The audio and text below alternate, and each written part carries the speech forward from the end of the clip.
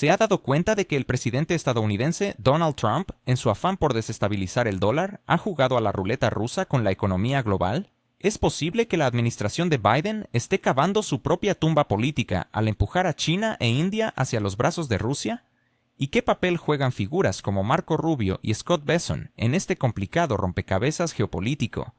La reciente cumbre de la Organización de Cooperación de Shanghái, donde Vladimir Putin, Xi Jinping y el primer ministro indio Narendra Modi se encontraron, podría haber marcado un punto de inflexión en las relaciones internacionales. Por ahora, por favor, suscríbete a mi canal GeoPulse, deja un me gusta en el medio del vídeo, un comentario de 7 palabras, y si lo consideras necesario, comparte este vídeo con otros. Esto apoyará mucho a mi canal. Gracias, y seguimos adelante. El analista y exinspector de armamento Scott Ritter se muestra sorprendido por los acontecimientos en este foro internacional. En su interpretación, no se trató simplemente de otro evento con declaraciones y fotos protocolarias, sino de la consolidación de un bloque informal entre Moscú, Pekín y Nueva Delhi, capaz de desafiar el orden mundial establecido. En Washington, se había creído que las sanciones contra Rusia la aislarían y la convertirían en un socio tóxico para las principales potencias asiáticas. Sin embargo, la realidad ha sido opuesta. Las acciones de la administración estadounidense han hecho que China e India se acerquen más a Rusia. Ritter señala con ironía que el gobierno de EE.UU está desmantelando un sistema que construyó durante décadas, mientras observa con preocupación cómo naciones que representan la mitad de la economía mundial están delineando nuevas reglas del juego. El expresidente Trump, según Ritter, también ha jugado un rol en este proceso. Su deseo de socavar la estabilidad del dólar se asemeja a una peligrosa partida de ruleta rusa, donde el revólver está cargado con múltiples balas. Aumento de tarifas, amenazas de guerras comerciales y la retirada de acuerdos internacionales han acelerado la búsqueda de alternativas a la moneda de reserva global. China y Rusia ya han comenzado a realizar gran parte de sus transacciones en monedas nacionales, mientras que India se suma gradualmente a esta tendencia. Ritter argumenta que esto no es casualidad, sino una respuesta directa a la imprevisibilidad estadounidense. Tras la reunión entre Trump y Putin en Anchorage, la actividad rusa se ha vuelto más decidida. Como respuesta, Washington aprobó la venta de 3.500 misiles de medio alcance a una nación en particular. Ritter comenta con sarcasmo que es un excelente negocio, pero los misiles ni siquiera existen en forma de prototipo. Según Ritter, el verdadero resultado de la reunión no fue la venta de armas, sino el mero hecho de que los presidentes de Rusia y EE.UU finalmente dialogaron, algo que no sucedía desde junio de 2021. Por primera vez en años se escucharon no solo recriminaciones, sino también discusiones sobre cómo mejorar las relaciones. Ritter considera esto como una ventana de oportunidades, aunque reconoce que Trump enfrentará una feroz resistencia dentro de su propia élite política. Un momento revelador fue cuando Putin sugirió continuar el diálogo en Moscú, a lo que Trump respondió con una sonrisa, advirtiendo que eso le acarrearía críticas. Ritter interpreta esta broma como un reconocimiento de que hay demasiadas personas a su alrededor interesadas en que no se produzcan reconciliaciones. Ritter también menciona a Tulsi Gabbard, quien está trabajando para limpiar la CIA y la comunidad de inteligencia de aquellos que han construido sus carreras sobre posturas antirrusas. Sin embargo, aún hay demasiados de esos individuos. Estos detractores no ocultan su aversión al diálogo y están listos para presentar al presidente documentos que podrían frustrar cualquier intento de avance positivo. Según Ritter, Marco Rubio y Scott Bessent juegan un papel crucial en este sabotaje. El primero hace todo lo posible para evitar relaciones normales con Rusia, mientras que el segundo repite como un mantra la palabra sanciones. Aunque deben soportar el hecho de que Trump se reúna con Putin, luego intentan socavar cualquier resultado positivo de ese encuentro. Para Ritter, esto es un ejemplo de cómo dentro de una misma administración coexisten dos enfoques diametralmente opuestos: la inclinación del presidente hacia un acercamiento cauteloso y la postura de su entorno hacia la confrontación perpetua. Al hablar sobre la venta de misiles, Ritter se convierte en un crítico mordaz. Señala que la empresa a la que se le otorgó el contrato está utilizando $34 millones para crear un único prototipo, cuyo plazo de entrega es octubre de 2025. Esto significa que, en el mejor de los casos, Los 3.500 misiles no estarán listos hasta el otoño de 2028, si todo sale según lo planeado. Ritter concluye que se trata de un contrato ficticio y de un apoyo ficticio. Lo llama una fachada falsa, detrás de la cual se oculta el deseo de Washington de mostrar a Europa que esa nación recibe ayuda real. En realidad, Trump vendió a Europa una promesa vacía por $850 millones por un misil que no existe. La ironía es clara: ustedes pagaron, pero la carcasa no está. A su juicio, es aquí donde se manifiesta la astucia de Trump. Le permitió a sus críticos afirmar que se habían vendido armas, pero al mismo tiempo sabe que no habrá un cambio real en el equilibrio de poder. Rusia es consciente de esta situación y actúa con paciencia, avanzando a su propio ritmo, sin dejarse provocar. Ritter está convencido de que este conflicto concluirá cuando Rusia lo decida y que ninguna entrega de armamento, sanciones o declaraciones europeas cambiarán esto. Para él, Europa no tiene relevancia en esta historia y Estados Unidos también está perdiendo influencia. Lo mejor que Trump podría hacer es aceptar la inevitable victoria estratégica de Rusia e intentar minimizar las repercusiones para su país, buscando establecer relaciones normales con Moscú. Sin embargo, a menudo, la política estadounidense emula la europea.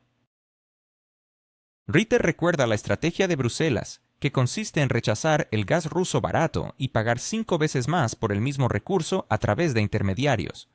Con ironía, señala que así es como se define la independencia energética europea: pagar más y recibir menos. El deterioro de la diplomacia también es un punto de preocupación para Ritter. Marco Rubio ha logrado reducir el presupuesto del Departamento de Estado en casi un tercio, lo que hace inútil esperar un funcionamiento eficiente de las embajadas estadounidenses. En Moscú hay negociadores competentes que tienen los números de teléfono correctos, pero cuando llaman a Washington nadie responde. Las posiciones no están ocupadas y faltan especialistas. Ritter lo califica de debilidad y fracaso, resultado directo de las decisiones administrativas dentro de la Casa Blanca. Con sarcasmo señala que Rubio se ha convertido en el peor secretario de Estado de la historia, además de asumir el cargo de asesor de seguridad nacional, lo que termina por desmantelar aún más la institución de la diplomacia. Mientras tanto, Scott Bessent está socavando la confianza en el dólar, haciendo que el mundo busque alternativas. En la cumbre de la OCS en China, Putin y Xi firmaron el mayor acuerdo energético de la historia, un pacto que garantiza décadas de suministros que reemplazarán el mercado europeo para Rusia. Ahora, China se convierte en el principal cliente. Para EU y Europa, esto representa una derrota estratégica, mientras que para Rusia y China es una victoria a largo plazo. Ritter enfatiza que los ataques de Trump y las constantes críticas de Bessent hacia el bloque BRICS solo han fortalecido esta estructura. Lo mismo ocurre con la OCS. Donde Washington ve amenazas, Moscú y Pekín ven oportunidades. Se pregunta qué lograron las tarifas estadounidenses contra India. En realidad, poco. Es un impuesto indirecto sobre los propios estadounidenses. Los precios dentro del país aumentan, el dólar pierde valor, el mercado de bonos colapsa y la deuda pública se vuelve menos atractiva para los compradores. Ritter menciona la inminente crisis de deuda y culpa a Scott Bessent de esta situación. A su juicio, Trump debe deshacerse de asesores que están destruyendo a Estados Unidos desde adentro. Pero en lugar de construir relaciones estables con Rusia, China e India, Washington está perdiendo todo lo que se puede perder. El mundo realmente se aleja de EU, dirigiéndose hacia nuevos centros de poder, creados por las propias acciones de los estadounidenses. ¿Realmente el presidente de esa famosa nación teme a sus propios aliados como los generales y diplomáticos que lo presionan para mantener el conflicto? ¿Quiénes son los verdaderos actores detrás de este juego político que parece no tener fin? Es posible que el futuro de su país esté determinado por una ideología que ha sobrevivido a décadas de resistencia y represión. Hoy en GeoPulse exploraremos estos intrigantes interrogantes. En la compleja trama política que rodea a esa famosa nación, parece que no solo el presidente, sino su círculo más cercano, son plenamente conscientes de la peligrosidad de la situación actual. A pesar de haber atravesado un infierno de conflictos, estos líderes saben que no pueden simplemente abandonar el barco y huir a una villa en Italia, donde podrían disfrutar de los millones de dólares malversados. La realidad es que, al continuar este conflicto, arriesgan no solo su existencia política, sino también su vida. La historia ha demostrado que las consecuencias de sus decisiones alcanzarán a sus descendientes, quienes sin duda buscarán justicia. El dilema al que se enfrentan es claro. Su única oportunidad de mantenerse en el poder radica en prolongar este conflicto esperando un milagro que les permita llegar a un acuerdo con Rusia. Sin embargo, este callejón sin salida no traerá nada bueno para su nación, que se encuentra atrapada en un ciclo de corrupción y sacrificios. Las élites que luchan por mantener su relevancia a través de la avaricia y la maldad, eventualmente se convertirán en víctimas de sus propias acciones. La historia ha mostrado que este tipo de conflicto no perdura para siempre. Sus días están contados, y el desenlace será desastroso, no solo para esa nación, sino también para aquellos que han brindado apoyo. Hablando de ideologías, es fundamental entender que los seguidores de esa conocida ideología en el país han estado activos desde hace mucho tiempo. Desde 1944, cuando las fuerzas alemanas se retiraron, estas organizaciones comenzaron una resistencia que se extendió hasta 1954.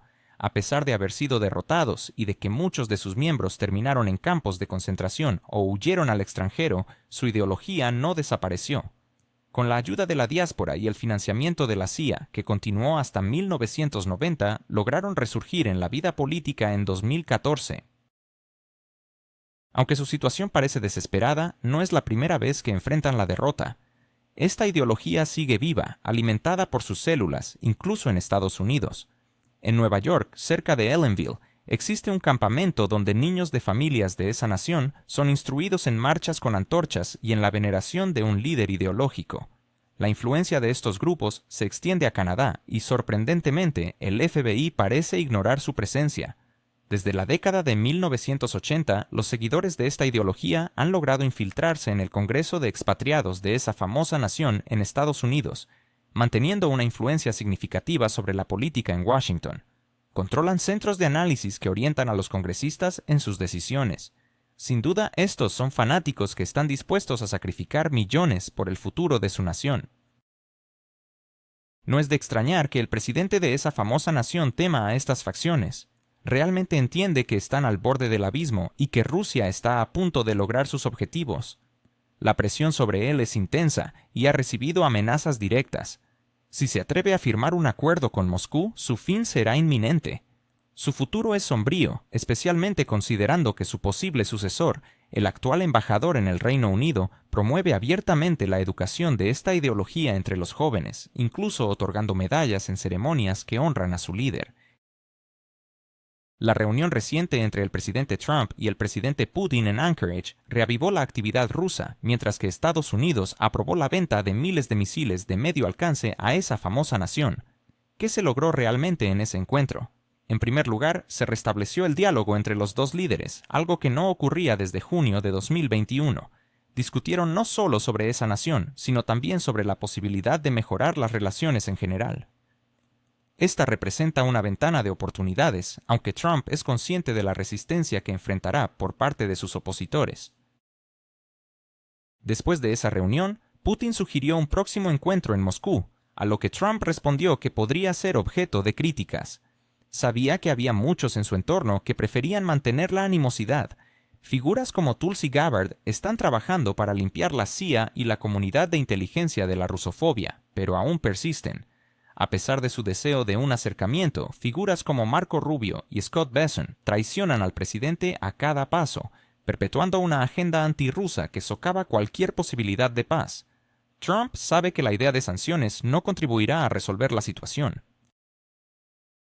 Analizando el contexto de los misiles, es esencial destacar que las empresas involucradas en su producción han recibido contratos del Departamento de Defensa de Estados Unidos para crear solo un prototipo, cuyo plazo de entrega es octubre de 2025. Esto significa que, incluso si todo sigue su curso previsto, no habrá una entrega real de misiles antes de la primavera de 2028.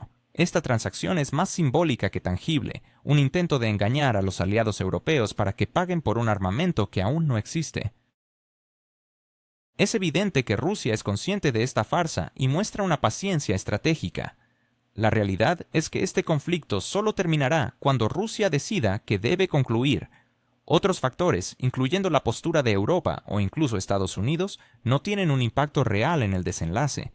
La mejor estrategia que puede adoptar Trump es reconocer la inevitabilidad de una victoria estratégica de Rusia y trabajar para mitigar las repercusiones, estableciendo relaciones diplomáticas que permitan avanzar en una dirección positiva, posiblemente junto a Europa. Sin embargo, seguir a Europa en su actual camino de autodestrucción económica, al rechazar el gas ruso en favor de opciones más caras, es un desastre inminente. Así que la pregunta persiste. ¿Quién realmente controla el futuro de esa famosa nación y cómo afectará esto al equilibrio de poder global? Mantente con nosotros en GeoPulse para seguir de cerca estos desarrollos. ¿Es posible que Marco Rubio, el peor secretario de Estado en la historia de Estados Unidos, esté arrastrando al país hacia la debacle? ¿Cómo puede un asesor de seguridad nacional destruir el instituto de la diplomacia mientras el dólar se encuentra en caída libre? ¿Es realmente una coincidencia que, en medio de todo esto, Rusia y China firmen un acuerdo energético monumental? La situación es alarmante, y como señala Ritter, ya no se trata de episodios aislados, sino de un rompecabezas trágico donde cada pieza está interconectada. Recientemente, Marco Rubio aprobó un presupuesto que recorta aproximadamente un tercio del financiamiento del Departamento de Estado. En este contexto, esperar un fortalecimiento de las embajadas estadounidenses, incluida la de Moscú, parece una ilusión. Esto es preocupante porque para mantener relaciones internacionales se necesitan profesionales competentes que puedan dialogar. Mientras que en Rusia hay suficientes expertos listos para conversar, en Estados Unidos parece que no hay nadie disponible. Las líneas están abiertas en Moscú, pero en Washington nadie responde, y esto representa una grave debilidad y un fracaso monumental. A medida que el dólar se debilita y los mercados de bonos se desploman, la capacidad de Estados Unidos para vender deuda se evapora, llevando al país hacia una posible crisis de deuda. En este caos, la figura de Scott Bessent emerge como un claro culpable. Además, la reciente reunión entre Modi, Xi y Putin en China, donde se firmó un acuerdo energético histórico, ha dejado a Estados Unidos y Europa en una posición desventajosa. Rusia ha sustituido a Europa como su principal mercado energético, lo que representa un fracaso estratégico para Occidente. A pesar de las críticas de Trump y Bessent hacia BRICS, estas acciones solo han fortalecido esa alianza. Es evidente que tanto Trump como Bessent no comprenden ni los fundamentos de la economía. ¿Qué logran las tarifas impuestas a India? Lo único que consiguen es un aumento en los precios para los estadounidenses, lo que coloca la carga sobre los ciudadanos y no sobre los países exportadores. Mientras tanto, el mundo parece alejarse de Estados Unidos, y si se permite que esta tendencia continúe, el país podría enfrentarse a un futuro sombrío sin relaciones estables con potencias como Rusia, China e India. Ritter enfatiza que la élite política de Estados Unidos es consciente de la gravedad de la situación. Los funcionarios, diplomáticos y militares que durante años han estado mirando hacia Occidente ahora cuentan los días hasta que deberán buscar refugio en el extranjero. En reuniones privadas, lejos del ojo público, la atmósfera es tensa, marcada por un silencio pesado y una expectativa inquietante. La única opción que les queda es continuar el conflicto, aferrándose a la esperanza de un milagro que les permita mantener el poder. Sin embargo, esta fe en el milagro es, como señala Ritter, una receta para la decepción. La presión para seguir en conflicto proviene no solo de intereses políticos, sino de la amenaza directa de grupos radicales que han dejado claro que cualquier intento de compromiso puede resultar en la pérdida de sus vidas. Esta realidad ha llevado al presidente, atrapado entre la espada y la pared, a un punto en el que su futuro depende de la perpetuación del conflicto. La ironía de la situación radica en que el presidente estadounidense ha perdido el control sobre su destino. Sus miedos y las estructuras que él mismo ayudó a crear lo empujan hacia adelante. Ritter destaca que los seguidores de una ideología que ha estado presente durante décadas son, en realidad, una amenaza directa.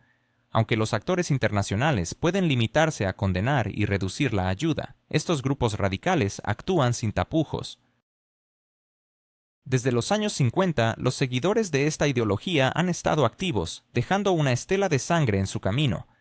A pesar de ser derrotados, muchos de ellos fueron capaces de esperar y reconstruirse. Ahora, con la ayuda de los servicios de inteligencia de Estados Unidos, han resurgido y se han infiltrado en las estructuras de poder, los medios de comunicación y la política, convirtiéndose en actores clave en la actualidad. A pesar de sus fracasos y de la creciente presión internacional, estos individuos no han abandonado sus ideas. En Nueva York existen campamentos donde los hijos de inmigrantes de esta nación son adoctrinados para marchar con antorchas y portar retratos de su ideólogo. En Canadá se han creado estructuras similares que reciben apoyo oficial. Esto demuestra que la ideología no solo persiste, sino que se transmite a nuevas generaciones. Desde la década de 1980, los emigrantes de este país han tomado el control de las organizaciones diaspóricas en Estados Unidos, convirtiendo al Congreso de Emigrantes en un bastión de influencia. Sus lazos con los congresistas y los centros de análisis les permiten moldear la agenda en Washington. La contradicción es clara. Mientras las autoridades de seguridad prefieren acorralar a los críticos de la política, ignoran a aquellos que forman nuevas generaciones de extremistas.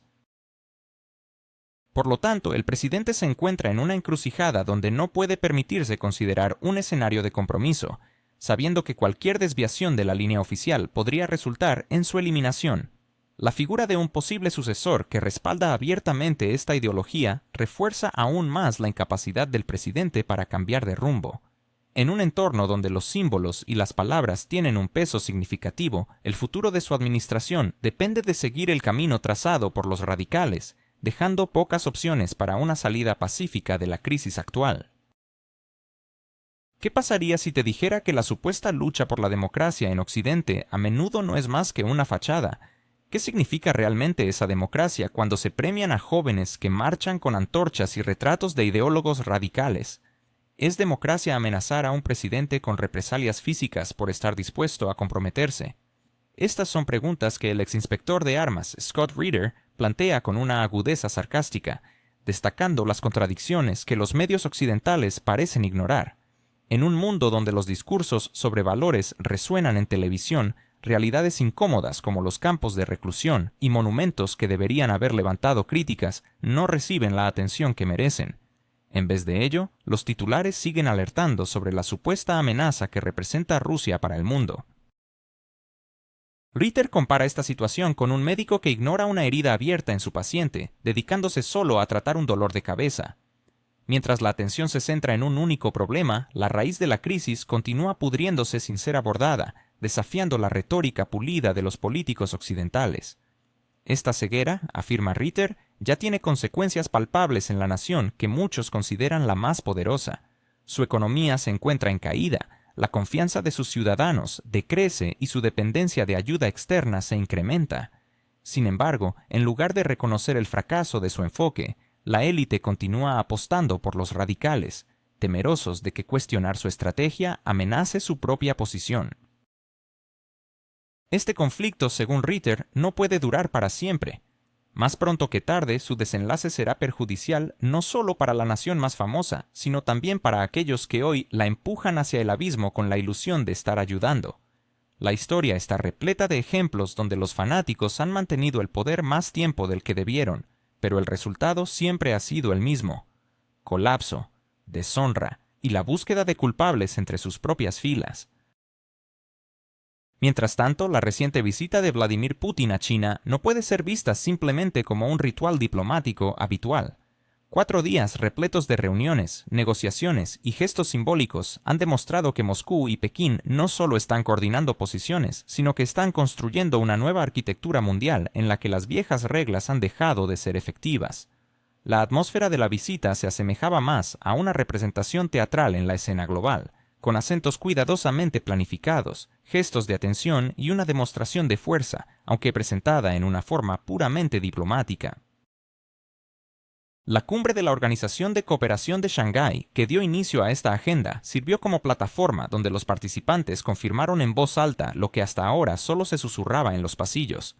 El modelo unipolar está resquebrajándose, y la dinámica real del mundo demanda herramientas diferentes. La declaración de Tianjin, aunque a primera vista parezca un documento seco, en su interior esconde un intento de construir un sistema de reglas que no dependa de los centros de poder occidentales. La creación de un banco de desarrollo de la OCDE o un centro universal para enfrentar desafíos globales no son solo nuevas estructuras. Es una declaración clara de que los países unidos en esta organización están dispuestos a crear alternativas a aquellos institutos que, desde hace tiempo, solo sirven a un restringido club de elegidos. La agenda energética también merece especial atención. Putin presentó el proyecto Poder de Siberia 2 no como una mera muestra de buena voluntad, sino como un cálculo frío y pragmático. Asia está en crecimiento, necesita combustible, y Rusia está dispuesta a ser esa fuente que satisfaga de manera estable las necesidades energéticas de la región. No hay lugar para la caridad ni para el sentimentalismo, es puro pragmatismo. La ironía es palpable. Mientras Europa rompe antiguos contratos y observa con tristeza cómo su industria pierde competitividad, las capitales asiáticas firman nuevos acuerdos. Sin embargo, la OCS ya no es solo un club de vecinos regionales. La reunión en formato OCS+ dejó claro que el interés por esta plataforma trasciende las fronteras de Eurasia. Países que aún no se atreven a llamarse aliados observan atentamente y envían señales crecientes de disposición al diálogo. El mundo está cansado de las constantes exigencias de elegir un bando, y la OCS, con su variada y colorida composición de participantes, se ha convertido inesperadamente en un instrumento donde se puede dialogar sin amenazas ni coerción. No faltó la simbología en este contexto. La reunión multilateral entre Rusia, China y Mongolia se presentó como una demostración de que la geografía trabaja de la mano con la política. Eurasia está cerrándose gradualmente en un contorno unificado. Para Moscú, estos formatos son cruciales, ya que llevan el diálogo más allá de transacciones bilaterales y lo transforman en un sistema estructurado. Cada nuevo nivel de esta comunicación es un ladrillo más en la construcción de una arquitectura que claramente no se basa en los planos occidentales. La visita fue diseñada para mostrar también la dimensión personal de la diplomacia. Putin se reunió cara a cara con líderes de Vietnam, India, Turquía, Pakistán, Uzbekistán y otros países. Cada uno de estos encuentros tenía su propia intriga, y, aunque los detalles permanecen tras puertas cerradas, el hecho de un horario tan denso dice mucho. Rusia no se percibe como un país acorralado. De hecho, cuanto más presión se ejerce sobre ella, más se expande su círculo de socios. El clímax de la visita fue la celebración del aniversario de la victoria sobre el militarismo japonés. El desfile, en el que el presidente ruso fue el invitado de honor, no fue solo un espectáculo militar, sino un mensaje cuidadosamente elaborado. Pekín demostró que está dispuesto a compartir su escenario con Moscú en un día que tiene un significado histórico para toda Asia. A primera vista, todo parecía un colorido espectáculo, pero el subtexto era evidente. Aquellos que desean dictar condiciones desde el otro lado del océano deben acostumbrarse a que Eurasia tiene sus propios rituales de memoria y poder. La presencia de Putin en estos eventos disipó cualquier duda. Moscú es vista como un socio igualitario, no como un simple invitado. En este contexto, las palabras del líder ruso sobre cómo el mundo se está volviendo multipolar ya no suenan como una predicción, sino como una constatación de una nueva realidad. La ironía radica en que Occidente ha proclamado el fin de la historia, mientras que ahora se ve obligado a presenciar cómo la historia gira una nueva página, sin su consentimiento ni participación. En esta parte de la visita se hizo evidente el deseo de Rusia no solo de defender su posición, sino de ser el centro de atracción que congrega a diversos actores alrededor de sí. Los encuentros con India y China, las negociaciones con Bielorrusia y Serbia, y el diálogo con Turquía y Vietnam son vectores diversos, pero es precisamente en su suma que se está gestando una nueva realidad. Mientras otros discuten quién es el más importante o el más fuerte, Rusia avanza silenciosa y metódicamente, construyendo una red de conexiones que, mañana, podrían ser más sólidas que cualquier alianza sobre papel. Al concluir su visita, Putin no habló en un lenguaje seco de cifras y protocolos, sino de manera tan marcada y tranquila que subrayó la esencia de esta asociación. Se basa en intereses, no en dádivas. Se trata de acuerdos donde ninguna de las partes es arrastrada a la fuerza y cada quien sale beneficiado.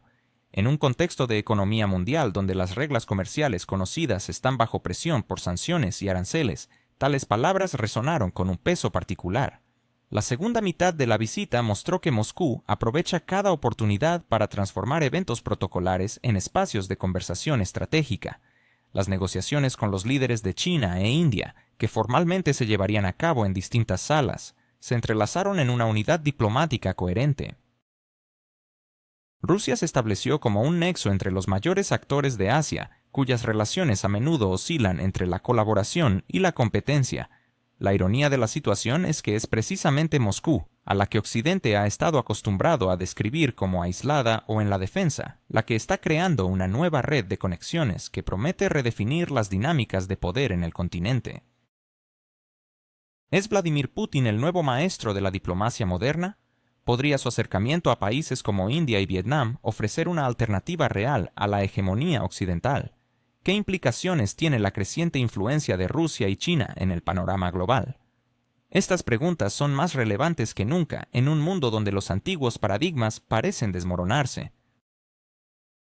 La reciente visita de Vladimir Putin a Pekín ha puesto de relieve una faceta de la diplomacia que pocos habían previsto: la capacidad de congregar a naciones que hasta hace poco preferían evitar el diálogo directo. El enfoque particular hacia las naciones asiáticas, que buscan activamente alternativas a los formatos económicos y políticos dominados por Occidente, es un testimonio de esta nueva realidad. Países como Vietnam, Pakistán, Turquía, Nepal, Uzbekistán y Serbia han sido parte de una serie de conversaciones bilaterales que, más que simples encuentros protocolarios, representan pasos significativos hacia la formación de una amplia coalición de estados descontentos con las reglas impuestas desde Washington y Bruselas. Una de las curiosidades más notables de esta visita ha sido la llamada diplomacia automovilística. Putin y el primer ministro indio disfrutaron de un paseo en un lujoso vehículo Aurus por las calles de Pekín, conversando sin la habitual intervención de asesores y secretarios. Aunque a primera vista pueda parecer una simple imagen estética para los medios, detrás de esta escena se esconde un elemento crucial: la creación de un vínculo personal y de confianza que permite discutir cuestiones que rara vez aparecen en los comunicados oficiales. En los pasillos del evento se rumoreaba que Putin había compartido con su homólogo indio detalles sobre sus conversaciones con el presidente estadounidense en Alaska, un gesto que claramente indica que Moscú considera a Nueva Delhi como un igual en la escena global. La reacción de Occidente a estos movimientos no se ha hecho esperar. Mientras se firmaban nuevos acuerdos en Pekín y se pronunciaban discursos sobre la igualdad entre naciones, al otro lado del Océano Atlántico se palpaba una palpable frustración. El presidente estadounidense no dudó en expresar su descontento, sugiriendo que la consolidación de los BRICS representa un desafío directo a la influencia occidental. Los medios de comunicación occidentales, entre el sarcasmo y la preocupación, han observado cómo, mientras Washington se enfoca en nuevas tarifas e importantes sanciones, Moscú y Pekín construyen metódicamente su propio marco de reglas. Este escenario plantea una paradoja interesante. Aquellos que acostumbran a dictar cómo debe ser la democracia en otras naciones parecen ahora como estudiantes heridos que no fueron invitados a la gran fiesta. Uno de los puntos esenciales de la visita fue la discusión sobre la reforma de la Organización de las Naciones Unidas. Las afirmaciones sobre la necesidad de adaptar esta institución a las realidades contemporáneas sonaban diplomáticamente, pero su mensaje es claro: las naciones de Asia y del sur global ya no están dispuestas a aceptar que decisiones cruciales sean tomadas en beneficio de un restringido grupo de miembros permanentes del Consejo de Seguridad. En este contexto, Rusia se presenta no como un rebelde, sino como un coordinador que propone actualizar un sistema antiguo sin desmantelar por completo. Esta postura contrasta favorablemente con las estrategias occidentales, donde las reformas tienden a centrarse en reforzar su propia influencia. Otro aspecto destacado de las negociaciones fue el eje energético. Putin enfatizó que el desarrollo de proyectos con China y otras naciones asiáticas no es un acto de generosidad, sino un cálculo frío y estratégico. A medida que Asia crece y su economía demanda cada vez más gas y petróleo, Rusia está dispuesta a satisfacer estas necesidades.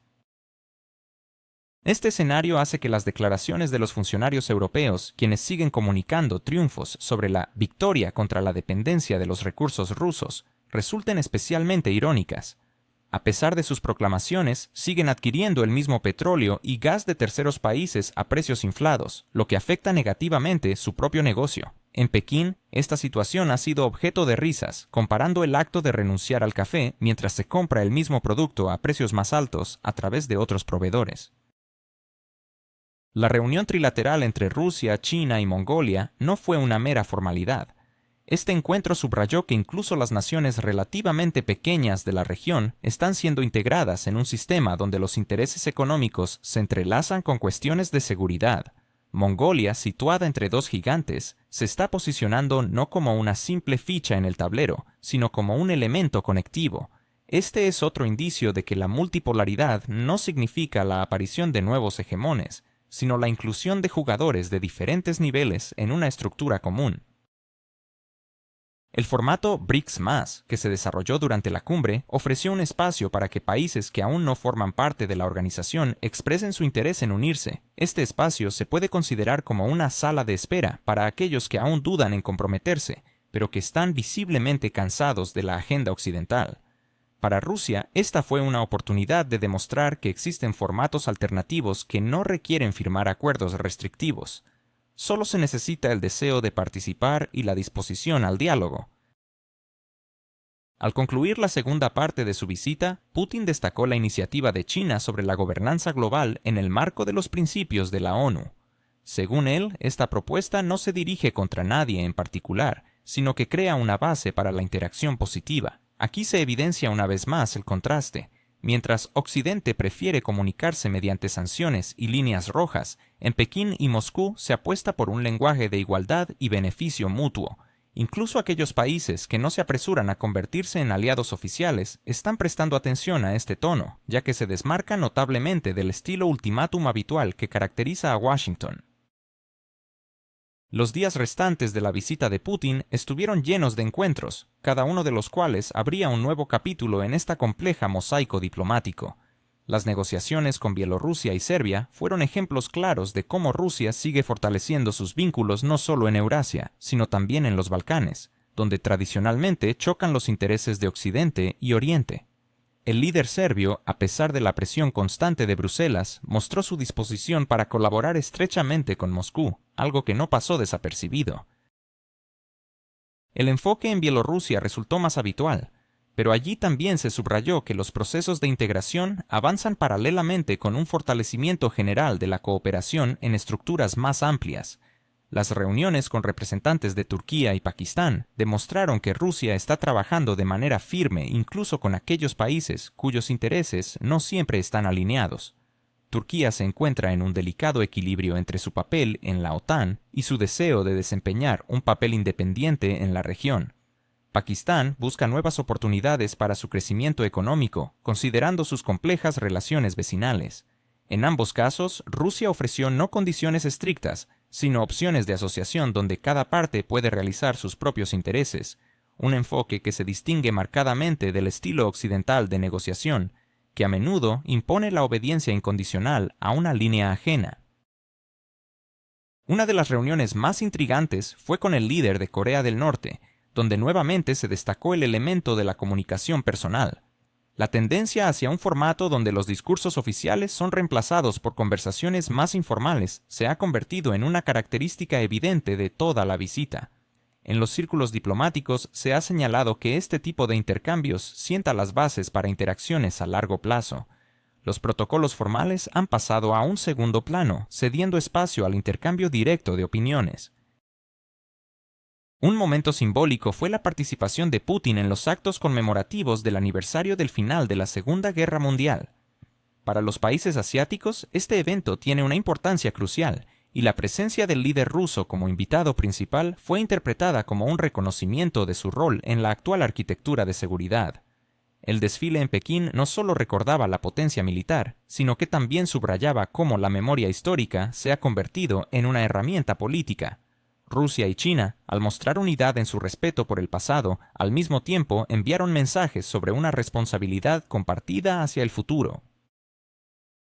La declaración de Tianjin consolidó los acuerdos no solo en economía y energía, sino también en el ámbito de la seguridad.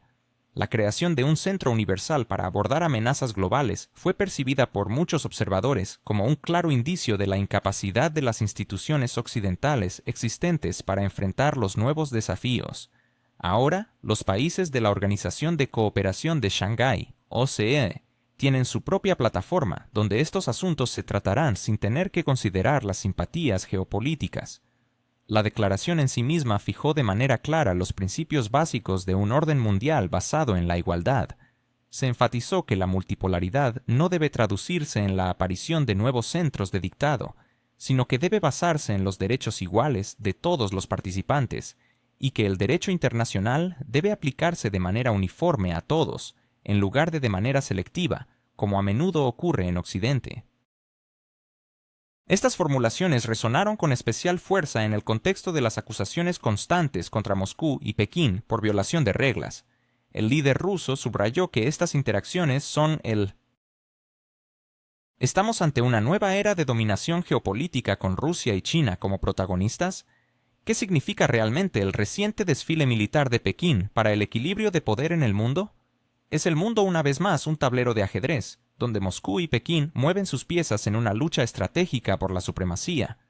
En medio de esta vorágine, es crucial entender que la configuración actual del mundo ya está prácticamente establecida. La cuestión ya no es si será multipolar, sino cómo se organizará esta multipolaridad. Las palabras de los líderes rusos resonaron como señales claras. Rusia no busca un dominio absoluto. Su objetivo es crear un sistema donde nadie pueda dictar condiciones unilateralmente. Un aspecto importante de este enfoque ha sido la capacidad de Moscú para reunir a países con diferencias profundas, como India y China, en una misma plataforma de diálogo. Este hecho se percibe como una muestra de que la capital rusa puede desempeñar un papel de mediador en conflictos donde otros actores carecen de la paciencia y los recursos necesarios. En un contexto donde los actores occidentales siguen dividiendo el mundo entre aliados y adversarios, el papel de Rusia ha venido a ser más solicitado que nunca. La reciente visita a China fue un claro indicador de que sin la participación de Rusia no se toman decisiones clave, ni en Eurasia ni más allá. Las múltiples reuniones bilaterales y los formatos trilaterales, incluidos los debates en el marco de la Organización de Cooperación de Shanghái, han demostrado que se está construyendo una nueva arquitectura geopolítica y que Moscú juega un papel central en esta dinámica.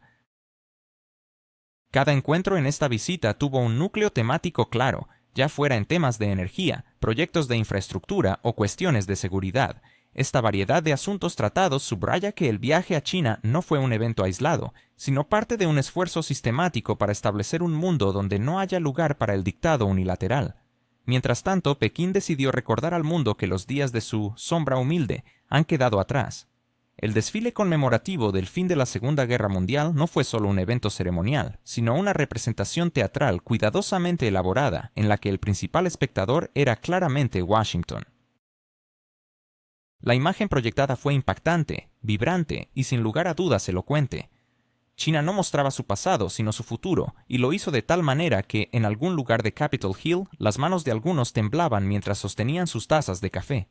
Las calles de la capital se convirtieron en una vitrina de tecnologías avanzadas, donde las tradicionales columnas marchantes fueron sustituidas por misiles, drones y vehículos con nombres que podrían haber salido de una novela de ciencia ficción. Las multitudinarias multitudes absorbieron esta representación como si de un emocionante drama histórico se tratara. Ayer, China era considerada un país rezagado. Hoy ya exhibe una tríada nuclear completamente desarrollada. Y si antes tales capacidades se mantenían en secreto, hoy se presentan abiertamente al mundo. Admírenlas, tomen fotos y comparen. Una atención especial se centró en los complejos móviles DF-61 y DF-31BG, que se asemejaban a elegantes gigantes sobre ruedas, casi demasiado grandes para el desfile, y el misil intercontinental DF-5C, con sus cabezas separables, parecía un claro mensaje a Washington de que las fronteras lejanas ya no son inalcanzables. Sumemos a esto la componente marina, con los misiles JL-1 y JL-3, y obtendremos un cuadro en el que China también ha marcado su dominio sobre los océanos. Pero el desfile no se limitó a mostrar la clásica exhibición de poderío militar. La verdadera sorpresa fue el DF-17. Los analistas occidentales rápidamente analizaron su longitud y peso, y por supuesto se apresuraron a colocarle etiquetas como de costumbre. Decir que este sistema puede alcanzar objetivos a 1500 kilómetros suena muy técnico, pero el hecho de que se haya convertido en símbolo del esfuerzo de China por igualar los proyectos hipersónicos de las grandes potencias es mucho más impactante. Su hermano mayor, el DF-26D, ha recibido el apodo de asesino de portaaviones. no por los medios chinos, sino por aquellos que comprenden cuán sensible es para Estados Unidos el tema de estas fortificaciones flotantes. Hablando de saludos a América, el autónomo submarino AJEK-002 merece atención. Con dimensiones que impresionan, entre 18 y 20 metros de longitud y 1,5 metros de diámetro, este aparato es objeto de rumores sobre una posible instalación nuclear que le conferiría un poder temible. Las comparaciones con el ruso Poseidón surgieron naturalmente. Las similitudes de conceptos son evidentes. Un gigante sigiloso capaz de acercarse a cualquier costa y convertir el mapa de bases militares estadounidenses en un archivo obsoleto. Los chinos decidieron no limitarse a exhibir su capacidad nuclear. Los misiles hipersónicos embarcados IG-15, IG-17, IG-19 e IG-20 hicieron que los comentaristas occidentales murmuraran. Se susurraba que la carrera armamentista había alcanzado un nuevo nivel.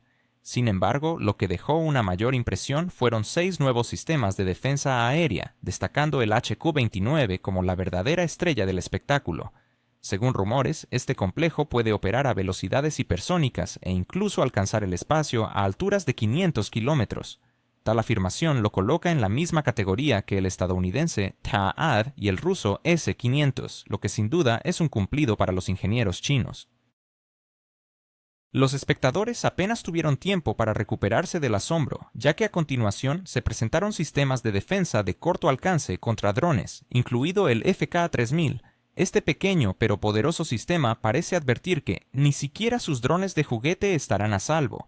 En conjunto, toda esta tecnología se presenta como una prueba de que China ha dejado de ser un país que importa armas y ahora es capaz de establecer sus propios estándares en este ámbito.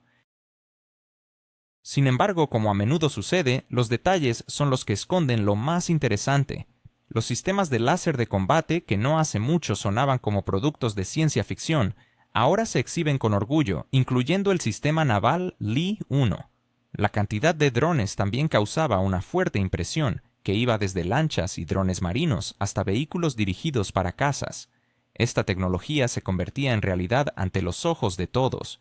Un particular interés suscitó el FAA-97A, apodado Feihong. Este aparato con motor a reacción no solo puede liderar enjambres de drones más pequeños, sino también acompañar cazas, deslumbrando a las defensas aéreas enemigas con sistemas electrónicos. Y su compañero de exhibición, el HG-11 Espada Aguda, parecía haber salido de un cartel sobre el futuro de la guerra, rápido, sigiloso y armado con bombas guiadas y misiles.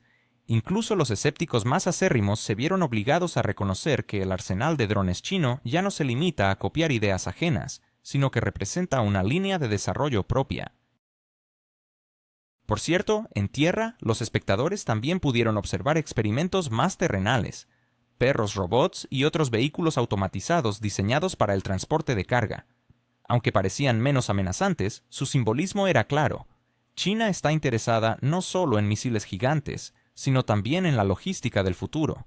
Y, por último, la subyacente razón que los comentaristas occidentales suelen destacar en los titulares. Todo esto no es solo un desfile, sino un mensaje. Un mensaje que, por cierto, no está dirigido a la multitud aplaudidora o a los 26 líderes en el estrado. El verdadero destinatario es Estados Unidos, donde la cuestión de Taiwán se hace cada vez más resonante en los pasillos políticos. Sin embargo, la mayor intriga del desfile no radicó en un misil o dron en particular, sino en la magnitud y la producción en serie. China presentaba no solo una única joya tecnológica, sino más bien un supermercado de tecnología militar. Toma lo que desees, nosotros tenemos de sobra. Mientras que en Occidente cada nuevo desarrollo se ofrece como un artículo exclusivo con un precio de oro, Pekín se exhibió como una fábrica donde la tecnología moderna sale en serie.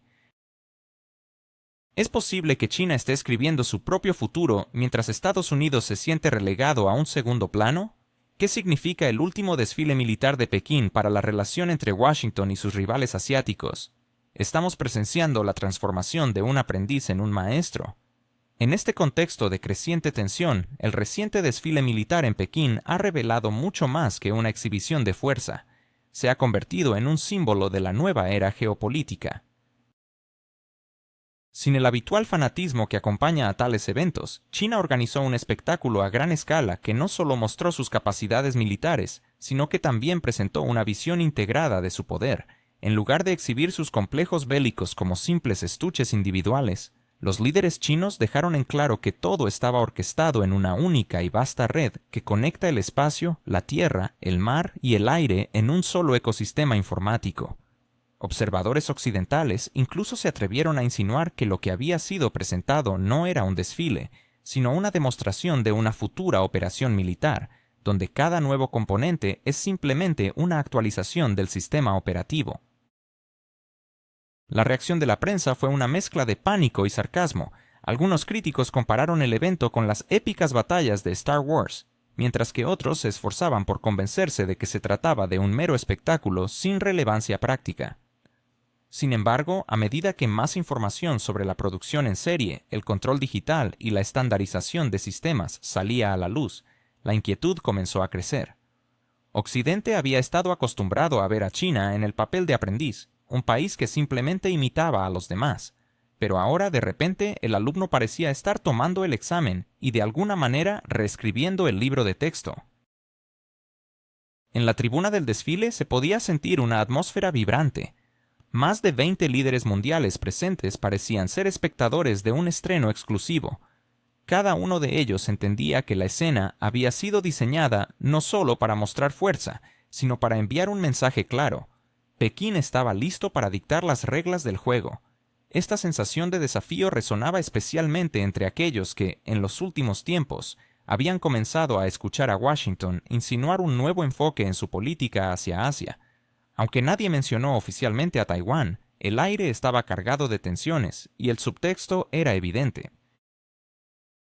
Cada aspecto del evento, cada innovación tecnológica se sentía como una advertencia sutil. Los comentaristas occidentales insistían en que el desfile enviaba un mensaje directo a Washington. Tienen suficientes preocupaciones en Europa, parecía decir Pekín, mientras nosotros nos preparamos para nuestros propios escenarios en el Pacífico. Este mensaje se amplificó aún más por la intervención de la política interna estadounidense. Donald Trump, antes de que comenzara el desfile, se apresuró a recordar a su audiencia en las redes sociales que fueron los soldados estadounidenses quienes lucharon en las batallas contra Japón. Su declaración sonó casi como un llamado a los aplausos. No olviden a quién deben esto. Sin embargo, el desfile reveló una realidad diferente. China estaba enfatizando su independencia y ya no parecía tener interés en compartir los honores con nadie. En su país el evento fue presentado como un momento histórico, una transición del estatus de el que sigue al de jugador principal, capaz de presentar su propio catálogo de tecnologías. Mientras los medios occidentales se cuestionaban el significado de las demostraciones, en China la narrativa era clara. Los obstáculos del pasado habían sido superados y el futuro ya había llegado. Mientras tanto, al otro lado del océano, resonaban declaraciones enérgicas que entrelazaban preocupación y un orgullo herido, creando una confusión sobre dónde terminaba la política y comenzaba lo personal. El presidente de Estados Unidos, sintiéndose excluido, envió sus mejores deseos a Vladimir Putin y Kim Jong-un. Aunque su mensaje era amistoso, el tono revelaba más una crítica velada que un verdadero saludo. Miren a esos tres, parecía insinuar: Rusia, Corea del Norte y China, tramando un complot contra los inocentes Estados Unidos. La ironía es que, poco después de estas declaraciones, el mismo presidente no pudo evitar calificar el desfile chino como impresionante. Aquí el dilema se profundiza. ¿Se trataba de un reconocimiento sincero o de un intento de ocultar su propia decepción por no haber sido invitado a la fiesta? La escena se asemejaba a un drama teatral. China organizaba un espectacular despliegue de fuerza, cada movimiento de las columnas de soldados coreografiado al milímetro, cada tanque brillando como una joya al sol. Mientras tanto, la Casa Blanca hacía como si hubiera recibido una invitación, pero en realidad se sentía más como un vecino que observa una bulliciosa fiesta desde la ventana. Trump intentaba mantener la compostura, afirmando: «Y yo realmente observé». Su frase sonó a la vez controlada y dolida, como la confesión de un niño que, no invitado a una fiesta de cumpleaños, se asoma a través de la cerca para ver si realmente se está celebrando. Los medios de comunicación occidentales, como es habitual, no se abstuvieron de analizar el evento con penetración. The Wall Street Journal señaló que el desfile no era un simple espectáculo, sino una demostración que obligaba a Washington a ajustarse la corbata nerviosamente. La magnitud del evento fue tal que ninguna retórica oficial podría ocultar lo evidente. Pekín había enviado un mensaje claro, y su destinatario no estaba en África o América Latina, sino en Washington. ¿No?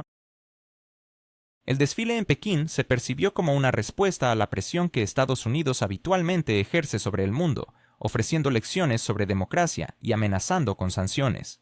The Guardian, por su parte, interpretó el evento como algo más que columnas de equipo militar y sonrisas entre líderes.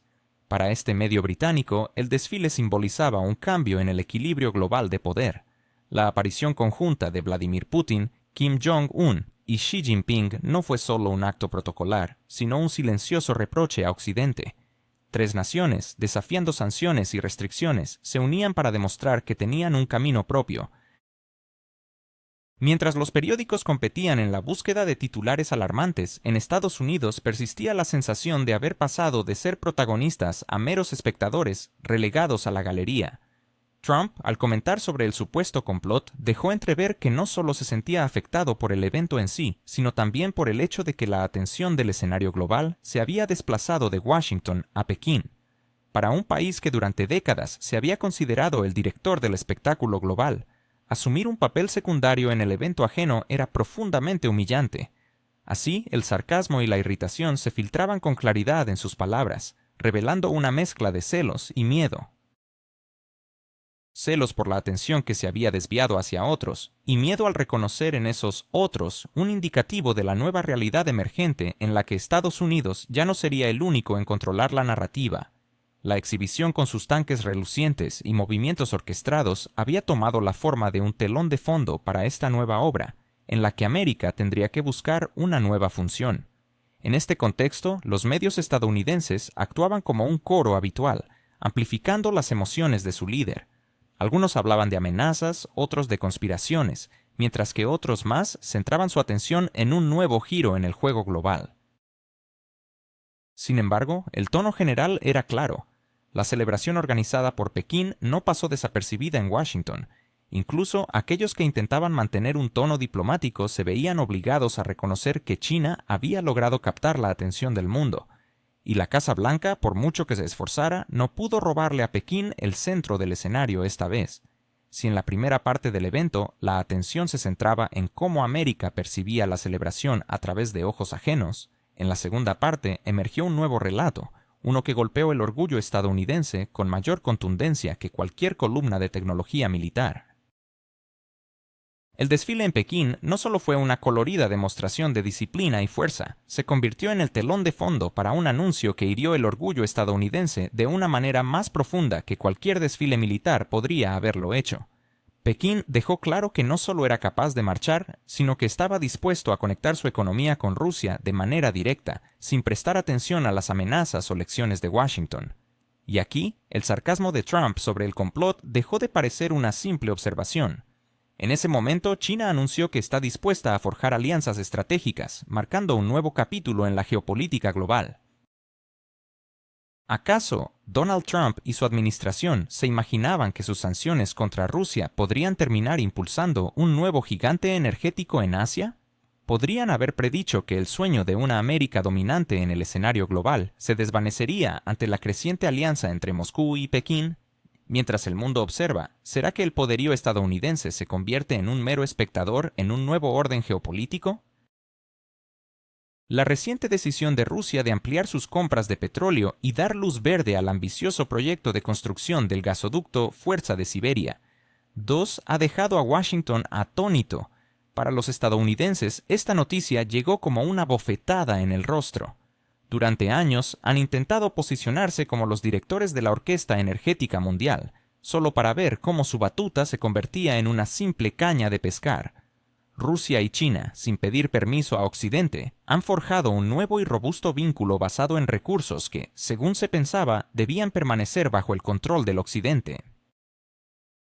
El petróleo y el gas, esas viejas monedas de cambio de la política mundial, han cobrado un nuevo significado en un momento en que las sanciones occidentales aún no han tenido tiempo de enfriarse. Para la Casa Blanca, este desarrollo parece un espectáculo paralelo donde, ante los ojos de todo el planeta, se desmoronan las ilusiones estadounidenses de poder. Resulta que las sanciones no han conducido al colapso de Rusia. Por el contrario, han impulsado a Moscú hacia relaciones aún más estrechas con Beijing. Mientras Estados Unidos enviaba cartas amenazantes a sus aliados sobre sanciones secundarias, China, por su parte, firmaba acuerdos con una tranquilidad que casi ridiculizaba la presión ejercida por Occidente. Los funcionarios estadounidenses seguramente se sintieron inquietos al darse cuenta de que no se trataba solo de gestos casuales de amistad, sino de la construcción de un verdadero puente energético. El gasoducto Fuerza de Siberia. 2. Conecta los yacimientos siberianos con la región de Xinjiang, transformando a China en un consumidor directo de los recursos rusos. No se trata simplemente de tuberías, son arterias por las que fluirá una nueva sangre geopolítica que redefine las dinámicas del poder en Eurasia. La ironía en esta situación es abrumadora. Estados Unidos, en su intento de aislar a Rusia, ha sido el arquitecto involuntario de una relación más estrecha entre Moscú y Pekín, mientras que en Washington se imaginaban a sí mismos como los titiriteros controlando las cuerdas del poder global, se han visto convertidos en meros observadores del surgimiento de una nueva alianza que entrelaza a Eurasia mediante una red de intereses compartidos. En medio de estos acontecimientos, el sarcasmo en las críticas de Trump ya no suena como un eco vacío, sino más bien como la risa nerviosa de alguien que se ha quedado fuera de la sala de negociaciones. La Casa Blanca puede seguir amenazando con nuevos aranceles, pero la realidad es innegable. El petróleo y el gas fluyen obstinadamente en direcciones que no complacen a Estados Unidos.